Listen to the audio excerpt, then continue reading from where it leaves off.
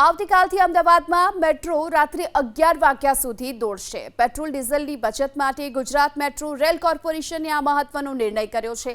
વર્તમાન વૈશ્વિક પરિસ્થિતિમાં ફ્યુઅલ સેવિંગ માટે પીએમ મોદીએ મેટ્રો સહિતના જાહેર પરિવહનનો મહત્તમ ઉપયોગ કરવા માટે અપીલ કરી। આ અપીલને પગલે મુખ્યમંત્રીની અધ્યક્ષતામાં મળેલી કેબિનેટની બેઠકમાં મેટ્રો સેવાઓ રાત્રે 11 વાગ્યા સુધી કાર્યરત રાખવા માટેનો નિર્ણય લેવાયો, જેને ધ્યાનમાં રાખી જીએમઆરસીએ 18 મેથી મેટ્રો ટ્રેનના સમય લંબાવવાની સત્તાવાર જાહેરાત કરી।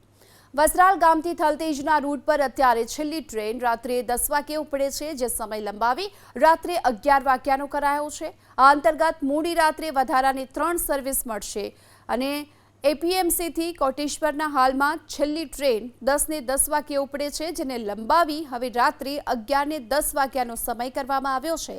આ માટે મોડી વધારાની 3 સર્વિસ દોડાવવામાં આવશે।